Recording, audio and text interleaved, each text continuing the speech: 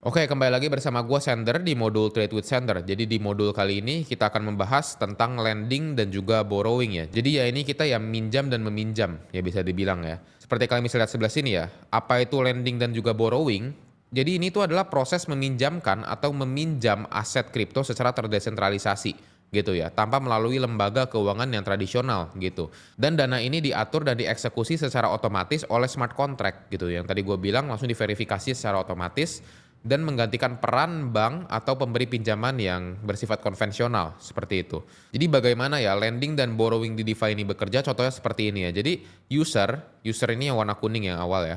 User tuh menyimpan aset kripto mereka ke dalam liquidity pool di protokol lending dan juga borrowing, dan mereka itu akan mendapatkan apa? Akan mendapatkan bunga dari aset yang mereka pinjamkan atau mereka taruh lah ya di liquidity poolnya gitu.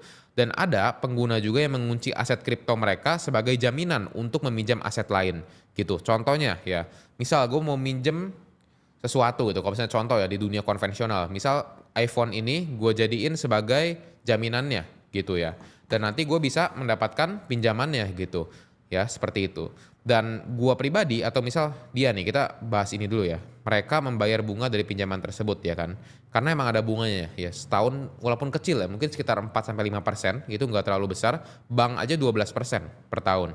Contohnya kayak tadi, gua jaminin HP gua ya ke bank, dan udah gitu gua mendapat pinjamannya gitu, dan gua tetap harus membayar bunganya setiap tahun kalau misalnya ini belum dilunasin gitu. Dan kalau misalnya nggak gua lunasin ya, atau misalnya gua gagal bayar dan nggak bisa bayar ya, HP gua bakal disita, bakal jadi milik bank gitu.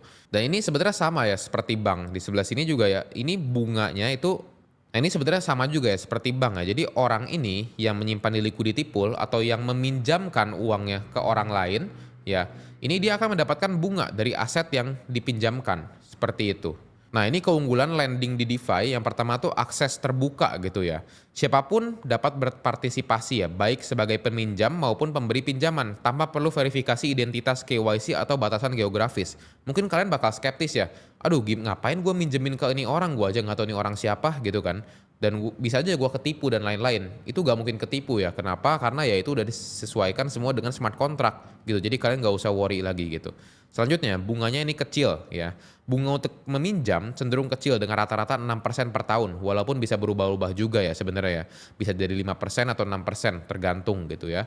Tapi rata-rata 6% lah, itu cukup rendah karena bank aja itu minimal 12% atau ya 1% per bulan biasanya. Berarti 12% per tahun gitu ya. Selanjutnya, transparansi yang penuh ya. Aturan dan transaksi terlihat jelas di blockchain sehingga tidak ada ruang untuk ya manipulasi atau penipuan gitu. Selanjutnya, tanpa perantara ya, semua proses diotomisasi oleh smart contract, menghilangkan biaya dan juga birokrasi perantara ya. Selanjutnya, resiko dari lending DeFi, itu ada resiko likuidasi ya. Jika nilai jaminan kita turun di bawah ambang batas yang ditentukan oleh protokol, jaminan kita akan secara otomatis dilikuidasi oleh smart contract untuk menutupi pinjaman. Maksudnya gimana? Ini gua analogi pakai HP lagi ya. Misal, ini HP harga 20 juta gitu ya, 20 juta dan gue minjem ya, duitnya berapa? Misal gue minjem 15 juta, karena pasti jaminan tuh harus lebih mahal dibanding uang yang kita mau pinjem gitu kan. Nah terus udah gitu ternyata HP ini harganya turun nih, beberapa tahun kemudian HP-nya turun gitu. Sampai mungkin sekitar HP-nya turun sampai 15 juta harganya. Itu kan udah sama persis ya, sama ya jumlah yang gue pinjam gitu beberapa tahun lalu. Nah ini HP-nya bakal langsung disita otomatis gitu. Tapi kalau di bank sih nggak kayak gini, asalkan kita bisa bayar bunganya. Tapi kalau di DeFi itu bakal langsung otomatis disita gitu, atau mungkin diambil, dilikuidasi lah. Kenapa kesannya kejam banget ya? Karena ini kan semua diotomisasi gitu ya. Kalau misalnya nggak dilikuidasi ya itu mau gimana gitu kan untuk menagih utangnya gitu kan. Karena nggak mungkin ya, duit kita sampai minus tuh nggak mungkin gitu. Jadi kalau misalnya kayak kalian main futures pakai leverage ya, kalian leverage kali 3 kali 10 terus all in misal kali 10 ya.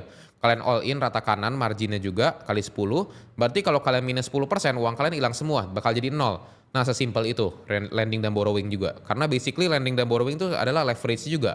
Cuman bukan leverage kali 2. Tapi itu leverage kali ya 1,5 sampai 1,8 ya, tergantung kalian minjemnya berapa gitu. Selanjutnya, resiko volatilitas ya. Fluktuasi harga aset kripto yang tinggi, peminjam ini beresiko tinggi kena likuidasi ya, dan nilai aset yang dipinjamkan juga bisa berubah drastis. Ya ini sama ya. Seperti yang tadi gue bilang, ini salah satu resiko yang paling fatalnya itu adalah ya likuidasi sebenarnya. Dan karena ada volatilitas juga yang terjadi di market kripto, ya ada potensi ya aset tersebut ya mengalami penurunan. Apalagi contohnya seperti di tanggal 10 Oktober ya, yang baru kejadian ya, yang Bitcoin turun ya sampai ke 101 ribu ya, dari 120 ribuan. Itu altcoin itu ada banyak yang turun lebih dari 50% gitu. Dan kalau misalnya kita sedang ya, altcoin itu kita jadikan sebagai jaminan ya, mungkin itu bisa jadi kelikuidasi gitu. Kenapa? Karena itu udah melewati ambang batasnya gitu. Nah, ini untuk platform lending dan juga borrowing yang gua biasa sebut yang sebagai AAV ya namanya ya. Ini juga ada koinnya. Dan di sebelah sini kita bisa meminjam dan juga meminjamkan ya aset kita gitu ya. Mungkin langsung gua praktekin aja ya biar gak terlalu bingung juga kalian. Oke, jadi di Google sekarang kalian tinggal ketik aja ya namanya AAV. Di sini langsung ada nih paling atas ya. Kalian klik AAV, langsung diklik juga nih AAV for web ya. Nah, sebelah sini nih langsung muncul ya. Sebelah sini ini kita langsung connect wallet aja ya, connect wallet, MetaMask. Ya, ini harus connect lagi ya, confirm lagi. Nah, setelah ini selesai, kita nih bisa taruh supply kita. Supply ini apa? Supply ini adalah kolateral atau jaminan. Yang tadi gue bilang, in order buat kita minjem, kita harus kasih jaminan dulu gitu. Jaminan kita apa? Kita punya Ethereum nih. Kita punya Ethereum ya sebesar 0,02 Ethereum atau senilai $86 gitu ya. Misal ya, gue mau supply Ethereum gue sebagai kolateral. Gue mau masukin Ethereum gue senilai $50 ya. Berarti, nah ini $49 ya, kalian bisa lihat ya. Ini langsung gue supply Ethereum ya. Nah, gue supply. Dan ini tinggal gue confirm aja langsung. Confirm di MetaMask-nya. Setelah selesai ini nanti otomatis langsung Ethereum-nya ada di bagian supply atau di bagian kolateralnya seperti itu. Ini kita tinggal tunggu aja beberapa detik ya. Oke, ini udah selesai ya, udah all done. Ini gue udah deposit 0,016 Ethereum ya sebelah sini. Nah, di sini udah kelihatan ya. Nilai gua ini Ethereum-nya tuh balance-nya ada $49 gitu ya. Dan kita bisa dapat bunga juga ya, itu APY sekitar 1,12% kalau misalnya kita taruh aja di supply di AV ini gitu. Dan ini keuntungannya kita bisa meminjam ya. Misal kita mau minjam apa ya? Kita pinjem USDT gitu ya. Kita pinjam jangan USDT deh, USDC gitu ya. USDC kita pinjam sebelah sini ya. Ini gua udah ada berapa nih? 29 USDC kan. Misal gua mau pinjam lagi nih. Kita bisa pencet borrow dengan apa? Dengan bunga yang cukup rendah, cuma 4,77% gitu ya. Kita bisa klik borrow ya. Di sini kita bisa pinjam maksimal 39 USDC ya. Dan di sini ada yang namanya health factor. Nah, ini yang tadi gue bilang, ini ada potensi kelikuidasi di saat Ethereum kita kalau turun. Supply kita kan Ethereum nih, kita ada $49 ya kan. Di saat nanti $49 ini ternyata nilainya turun, misal Ethereum nih turun 20%. Berarti nanti nilainya jadi tinggal $39. Nah, di saat itu Ethereum kita yang ada di supply-nya atau di kolateralnya ini bakal dilikuidasi, diambil sama platform AAV ini gitu. Tapi USDC-nya masih tetap di kita gitu sebenarnya ya. Jadi ini kalau misalnya kita lihat, kalau misalnya gue pribadi, misal gue pinjem ya $20 aja deh ya atau $25 ya, setengah dari apa yang gue jaminkan. Gue jaminkan $50 ya, gue pinjem $25 gitu. Jadi ini health factor-nya masih cukup aman yaitu 1,64.